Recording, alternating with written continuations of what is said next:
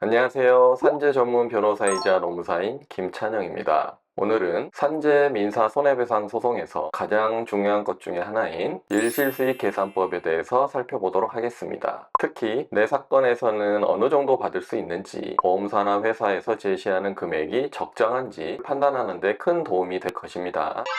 먼저 일실수입이란 무엇이냐? 쉽게 말하면 사고가 없었더라면 내가 앞으로 벌 수 있었던 돈, 이것을 의미합니다. 예를 들어 월 500만 원 소득을 올렸던 근로자가 업무상 사고로 인하여 장애가 생겨 몸을 예전처럼 쓰지 못해서 월 200만 원 정도밖에 못 버는 상황이 될 수도 있겠죠. 이럴 때 그 감소한 수입을 일실수입이라고 합니다. 그리고 일실수입은 산재 민사 손해배상금에서 가장 큰 비중을 차지하기도 합니다.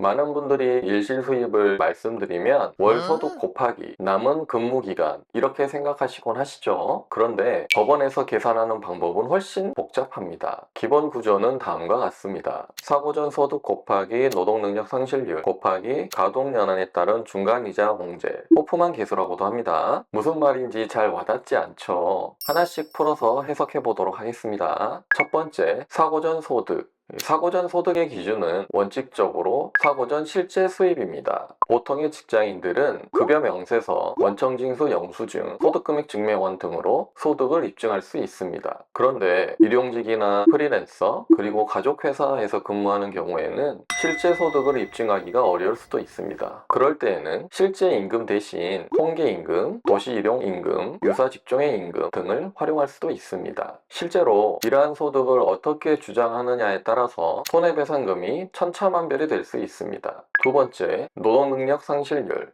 노동능력 상실률은 말 그대로 산재가 발생하기 전에 비해 노동능력이 어느 정도 상실되었는지입니다. 노동능력 상실률에 대해서는 다른 영상에서 자세히 다룬 바가 있는데요. 이 영상을 참고해 주시기 바랍니다. 세 번째, 가동연한. 쉽게 말해서 언제까지 일할 수 있는가, 이것이 가동연한입니다. 우리나라 대법원은 만 65세까지 일할 수 있다고 보고 있습니다. 예를 들어 사고 당시 만 55세라면 앞으로 약 10년 정도 일할 수 있겠죠. 이렇게 손해배상에 반영하는 것이 통상적인 경우이고요. 직업에 따라서 65세보다 연장되는 경우도 있습니다. 네 번째, 중간이자 공제.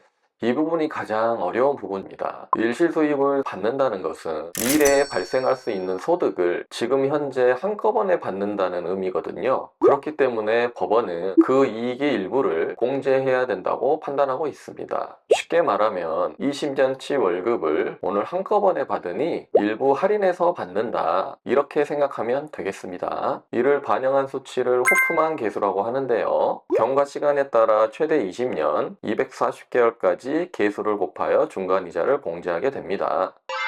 개념에 대해서만 설명하니 좀 어렵죠. 예시를 들며 이해를 해보도록 하겠습니다. 업무상 사고를 당한 재해자 A씨가 있습니다. A씨는 만 55세이고 정년 65세를 기준으로 A씨의 가동연한은 10년, 계열수로는 120개월이 되겠네요. 사고 전 월 소득은 500만원, 사고 후 노동능력 상실률은 20%입니다. 앞선 공식으로 계산해보면 사고 전 소득 곱하기 노동능력 상실률 곱하기 120개월에 대한 호프만 개수, 즉 500만원 곱하기 20% 곱하기 97.1451을 하면 약 9,714만원 정도가 되겠습니다. 약 9,700만원 정도의 일실수입이 나왔네요. 단순하게 월 소득의 남은 기간을 곱한 금액보다는 좀 적죠. 산재 사건을 진행하다 보면 왜 제가 생각했던 금액하고 좀 다르죠? 이런 질문들을 하시곤 합니다. 첫 번째 이유는 일실수입을 산정을 할 때 단순하게 월 소득 곱하기 남은 가동연한 이렇게 하는 것이 아니라 복잡한 공식을 거쳐 산정해야 되기 때문에 그렇습니다. 두 번째 이유는 실제 사건들은 다른 변수들도 고려해야 되기 때문입니다.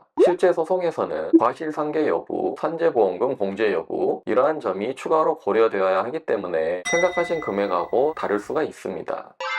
오늘은 산재 민사 손해배상금을 산정하는 항목 중에 하나인 일실수익 계산법을 알아봤습니다. 노동능력 상실률을 몇 프로로 책정하는지, 가동연한을 어떻게 보는지, 월 소득을 어느 정도까지 주장을 해야 되는지, 이런 것에 따라 손해배상금이 수백만 원에서 수억 원까지 달라질 수도 있습니다. 민사 손해배상 청구를 고민하고 계신다면 꼭 산재 전문 변호사에게 상담을 받아보십시오. 그래야 최대한 정당한 보상을 받으실 수가 있습니다. 산재 산재와 관련해서 더 궁금한 점이 계신다면 댓글을 달아주시거나 아래 전화번호로 연락을 주시기 바랍니다. 지금까지 산재상담소의 김찬영 변호사였습니다. 감사합니다.